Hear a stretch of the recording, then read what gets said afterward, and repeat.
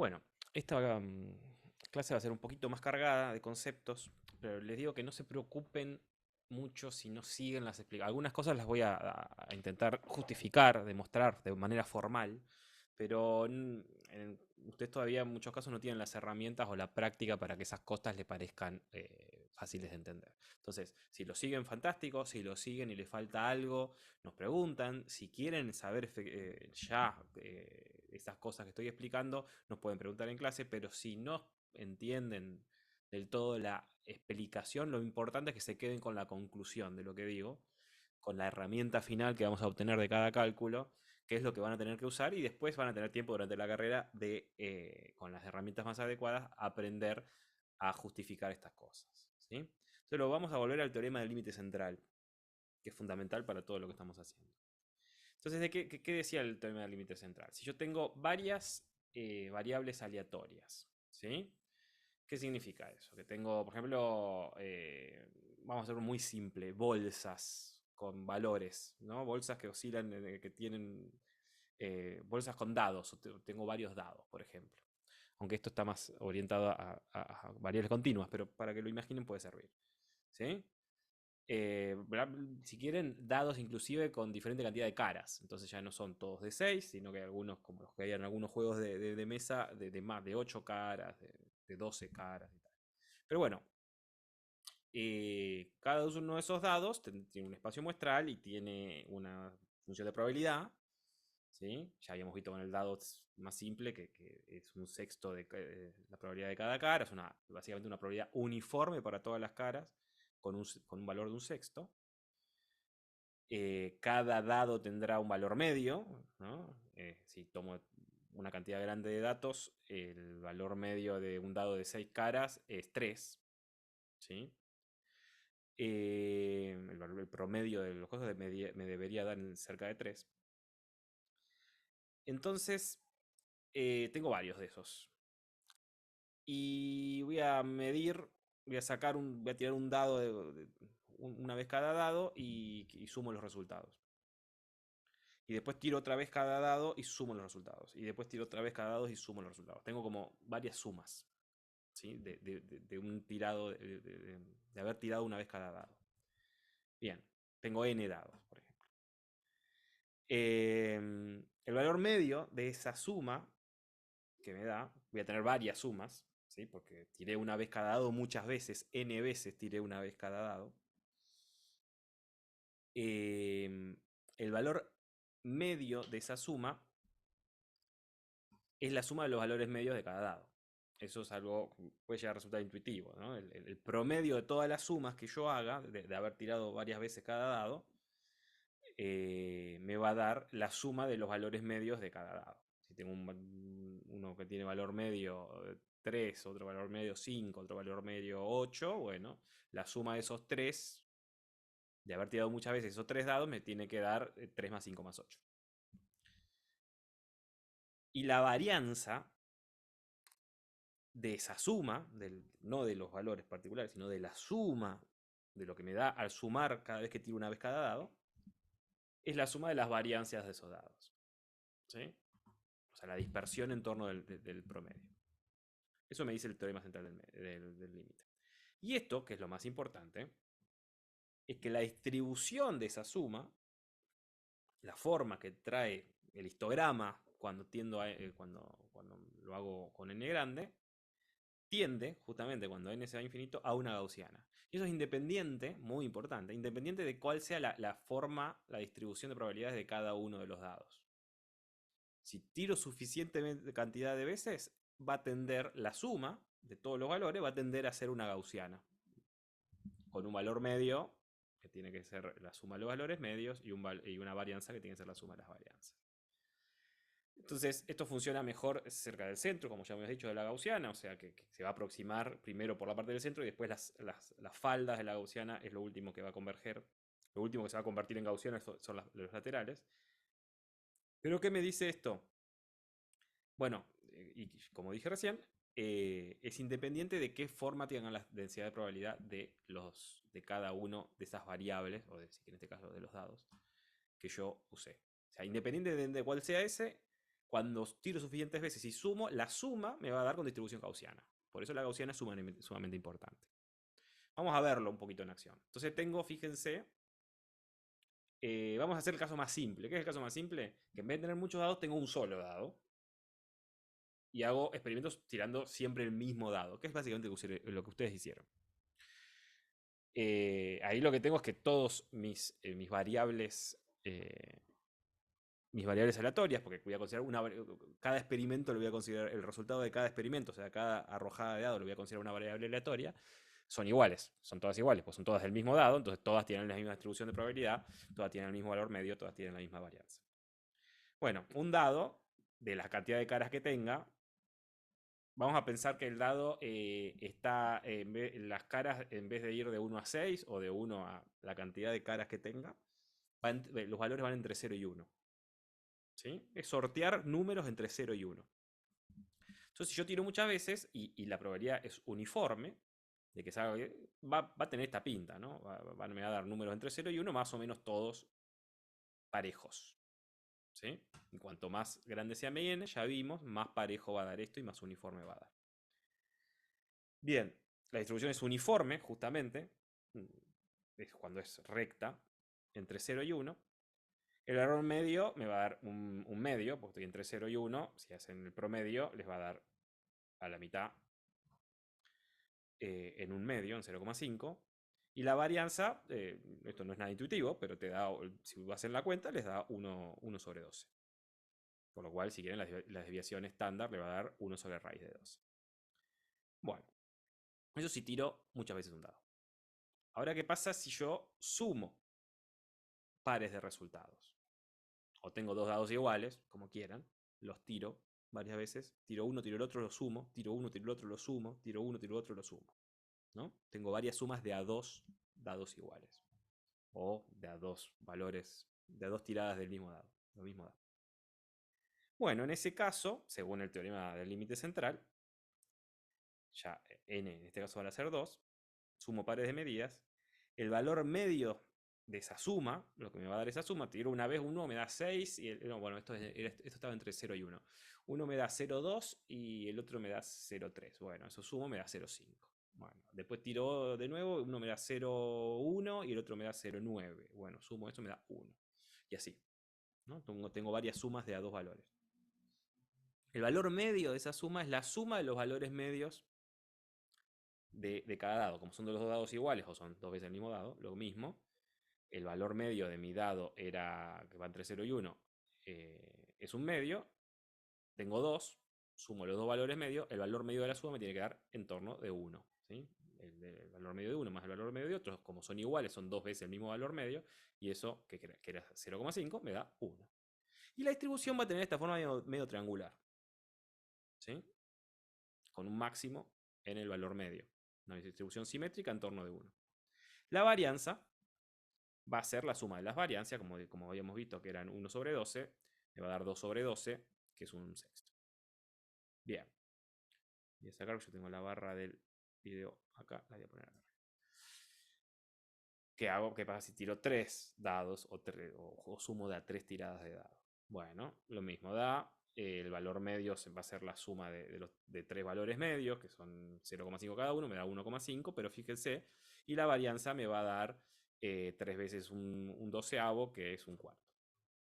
El punto es que ya la distribución de resultados, que va a estar en torno de 1,5, obvio, como máximo me puede dar 3, porque si los 3 dados dan 1, me va a dar 3, si los 3 dados dan 0, ponerle que tenga el valor 0 también, me va a dar 0, y en el medio lo más probable es que me dé 1,5, la suma. Y ya, si hacen el histograma de resultados de a 3 dados, me va a dar una forma un poco más acampanada. Y así, si tiro 12 dados y sumo los 12 resultados, el valor medio de la suma me va a dar la suma de 12 veces 0,5, que es 6. La varianza me va a dar 12 veces un doceavo, que es 1. Pero fíjense que ya el histograma es prácticamente una gaussiana. Ya con 12 nada más, no tiene que ser un n. Al final, con 30 ya les da a generar una gaussiana clavada, pero se parece muchísimo a una gaussiana. Bueno, esto es lo que pasa cuando repito medidas sobre el mismo sistema. En este que es la situación más simple de sumar variables aleatorias. ¿Qué es lo que vamos a ver nosotros? Nosotros vamos a aplicar el teorema del límite central principalmente a repetición de las mismas medidas, no a suma de diferentes cosas. ¿Sí? Bueno, dije mal hoy, ¿no? El valor medio de un dado de 6 caras está en torno de 3,5, porque no consideramos el 0. Entonces va a dar alrededor de 3,5. Bien. Bueno, eso mismo que acabamos de explicar, vamos a tratar de hacerlo más formal.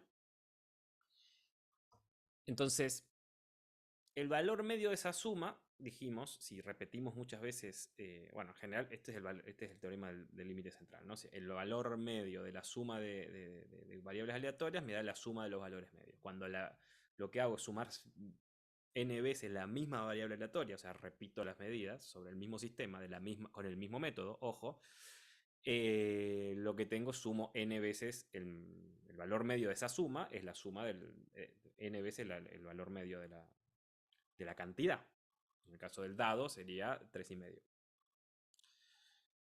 Eso es n por mol. Bien. Ahora, el promedio si yo quiero calcular el promedio, lo que me da de lo que me da el resultado de mis dados, lo que hago es dividir la suma dividido n, ¿no? Eso es el promedio. El promedio es la suma, x grande es la suma de todos mis resultados dividido n.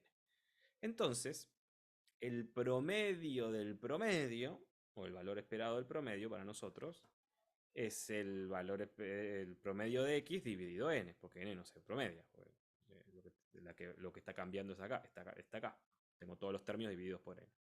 Y como el promedio de la suma me da n mu, el promedio de la suma dividido n me da mu. Entonces el promedio de todos los resultados me tiene que dar justamente el valor medio del dado. Que si es de 6 caras, como dijimos, es 3,5. La varianza es lo mismo, ¿no? En el caso que tenga muchas variables aleatorias, la varianza es la suma de las varianzas. Acuérdense que sigma es la desviación estándar, que es la raíz de la varianza, entonces sigma al cuadrado es la varianza. Pero como vamos a usar siempre sigma, lo pongo en estos términos.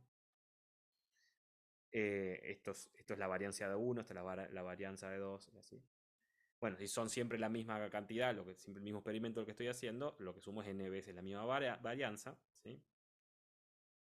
Entonces la varianza del promedio de mis valores, que es esto, que ya lo habíamos visto, sigma cuadrado del promedio, va a ser la varianza de mi suma dividida en el cuadrado, porque la varianza está al cuadrado. Eso no es obvio, pero créanme. Entonces, la varianza de mi promedio va a ser la varianza de mi sistema intrínseca, la que tiene el dado por ser un dado que puede salir cualquier valor entre 1 y 6, dividido la cantidad de veces que tiré. Y así, si saco raíz, la raíz de la varianza es la desviación estándar, lo que yo en general asocio a la incerteza. La incerteza del promedio es la incerteza de la variable dividido raíz de n. Entonces, la variable es una variable estadística que fluctúa estadísticamente. Entonces, la incerteza del promedio de mis resultados, yo hago muchas medidas y las promedio, la incerteza que le voy a asignar a ese valor va a ser la incerteza propia de la variable aleatoria dividido la raíz de n, que es lo que ya habíamos visto en la clase pasada. Esta es más o menos la demostración. ¿Sí? Lo que me está diciendo eso, que cuanto más medidas yo hago 10 medidas del dado, un compañero hace 10 medidas del dado y otro compañero hace 10 medidas del dado, y así cada uno se saca su promedio, vemos cuánto varían esos valores entre sí. Cuanto más medidas del dado haya hecho cada una, cuanto más tiradas del dado haya hecho cada uno, más cerca van a estar todos esos valores. Al punto que si todos hacen infinitas medidas, a todos les tiene que dar el mismo promedio, que es el 3,5 del dado, en el caso de un dado de 6 caras. ¿Sí? Esto es la justificación de lo que ya hemos visto. La dispersión de los promedios se achica cuando mido agrando el número de medidas. Bueno, alguien me lo preguntó y eso también es pertinente que lo veamos ahora, pero en esto me lo van a tener que creer, no les voy a demostrar nada, pero ¿qué pasa si yo tengo que combinar medidas hechas con diferentes métodos, ¿sí? Yo medí, por ejemplo, si quisiera, bueno, un compañero, el largo de la mesa que medimos el otro día, tengo la medida que hice con la regla cortita y la medida que hice con la cinta métrica. Y alguna otra medida hecha con algún otro método. Cada una de esas medidas va a tener un valor medio y una incerteza asociada, que no son iguales. Si todas las incertezas son iguales, agarro todas esas medidas, las promedio y listo.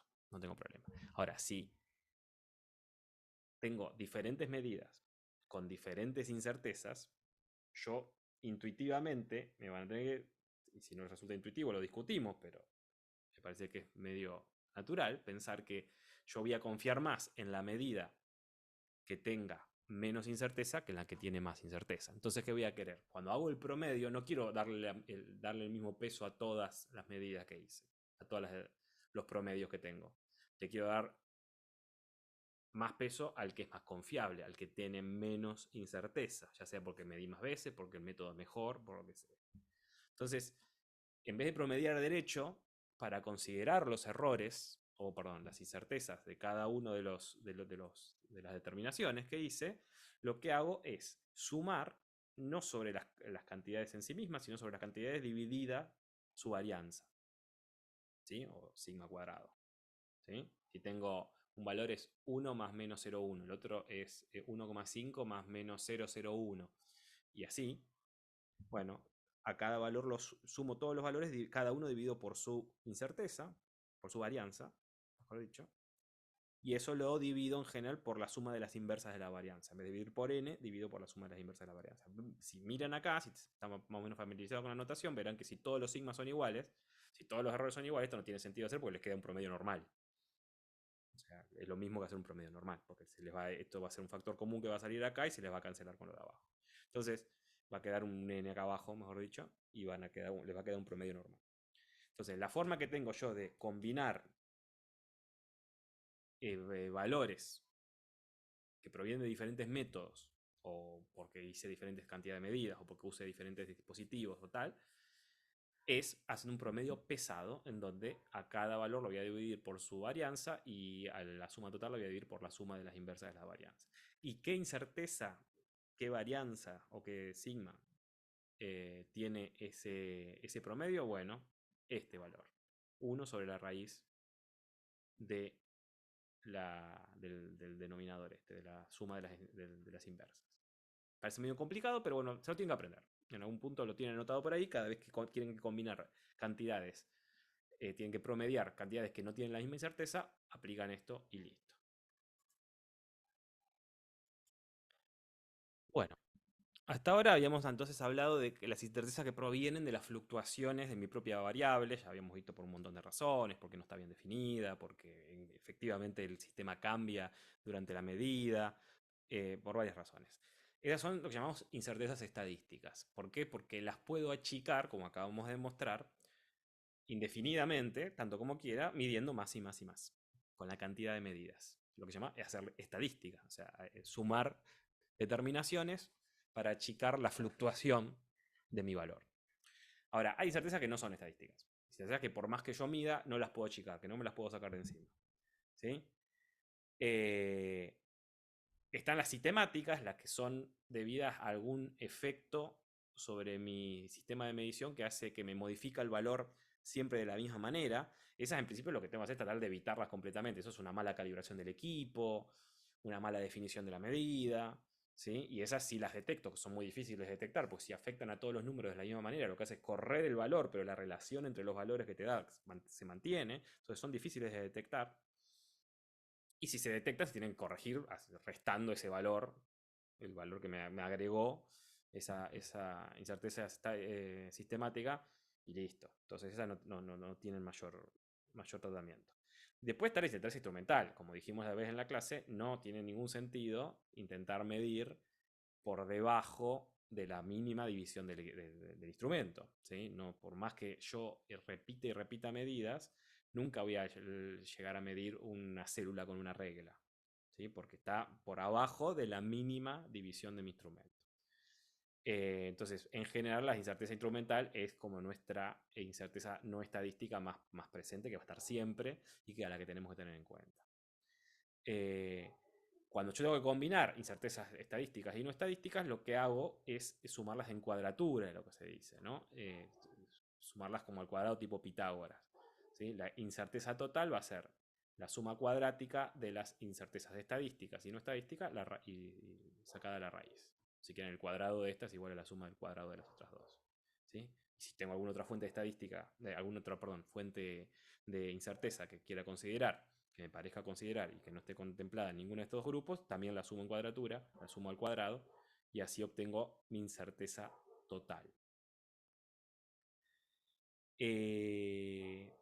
Entonces, como dijimos ya en la clase, dado que hay una incerteza, alguna componente de la incerteza que es no estadística y por ende no la puedo achicar midiendo, no tiene sentido medir eternamente, tomar infinitos valores. No, porque siempre voy a tener alguna parte de la incerteza que no es estadística, mínimamente la resolución del instrumento. Entonces, no tiene sentido medir infinitamente porque yo puedo casi eliminar la incerteza estadística, pero la otra me va a quedar ahí indemne y por más que yo la otra la haga cero o casi cero, la otra voy a tener esa que va a quedar y entonces voy a estar midiendo de gusto. Entonces, mi límite para seguir midiendo es que la incerteza estadística se vuelva despreciable respecto a la no estadística. Entonces, voy a considerar el número óptimo de medidas como el número para el cual achico la incerteza, o a partir del cual la incerteza estadística empieza a ser más chica que la no estadística. ¿Sí? Entonces, más o menos para calcularlo, digo, bueno, ¿cuál es el número de medidas que tengo que hacer para que mi incerteza estadística sea parecida a mi incerteza no estadística? Porque si es mucho mayor, tengo que seguir midiendo, porque puedo achicar. Como mi certeza total va a ser la suma de las dos, tengo muy grande la incerteza estadística y esa la quiero achicar, la quiero achicar, la quiero achicar. Cuando eventualmente la hago más chica que la otra, ya empieza a dominar la no estadística y ya no tiene mucho sentido seguir midiendo porque esta no la voy a afectar y en esa suma voy a tener un término dominante que es uno que yo no estoy afectando sumando medidas. Entonces, ¿cómo va mi incerteza estadística? Bueno, es la incerteza propia de la variable dividida la raíz de n. Eso es lo que acabamos de ver. Dividido la raíz de la cantidad de medidas. Y yo quiero que esa sea del orden de mi incerteza no estadística.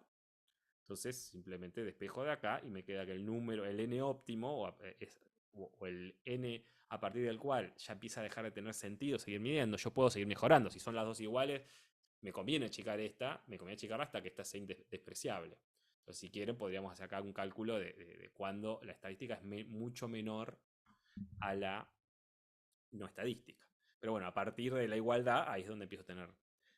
Mis mediciones valen cada vez menos, ¿no? Porque ya afectan cada vez menos la incerteza.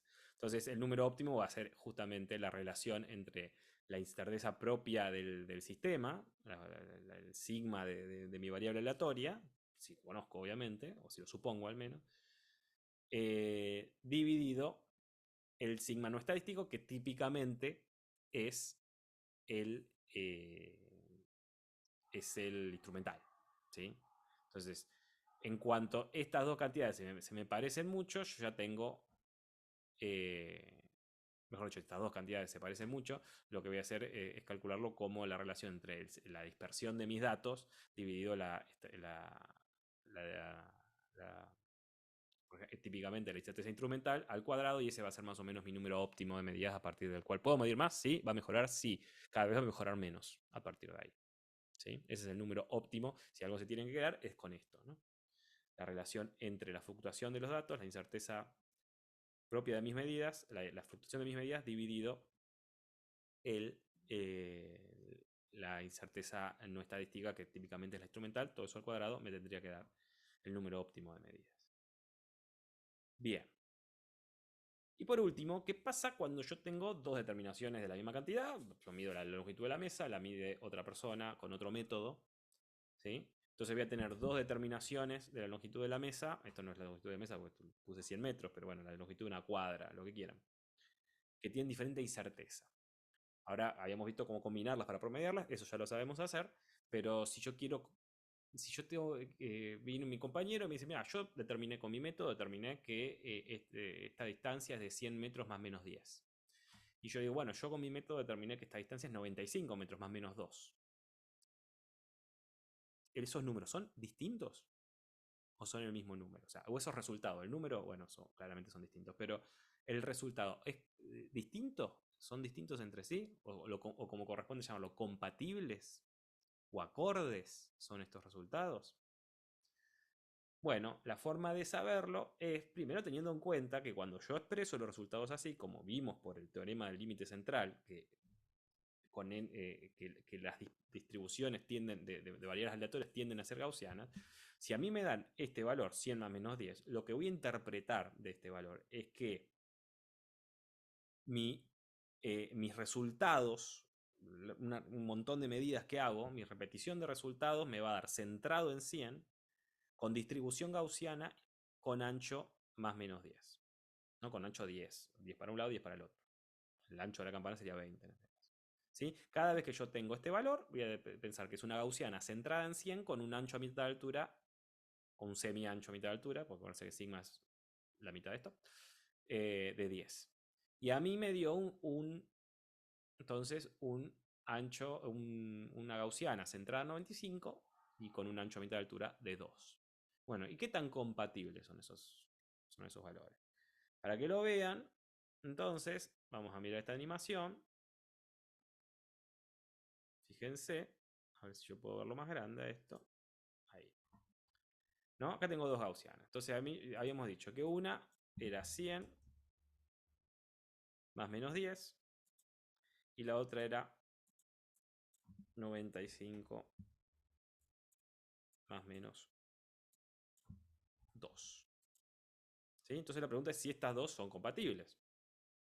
Estos dos resultados son compatibles y mis resultados, los que midió una persona le da dentro de la gaussiana azul y lo que midió la otra persona, bueno, ahí la gaussiana azul no se ve bien, pero lo podemos achicar así. Y los resultados que midió la otra persona le da dentro de la gaussiana roja. ¿Son el mismo resultado o son distintos resultados? Obviamente, pues yo, si a uno le da, vamos a ver cómo es el criterio, ¿no? Numérico, pero si a uno le da 20 más menos 2, ¿sí? Y estos resultados claramente son distintos. ¿Por qué? Porque ni siquiera se tocan las distribuciones, aunque las distribuciones son infinitas, ¿no? Para los dos costados se tocan en algún grado, pero despreciable.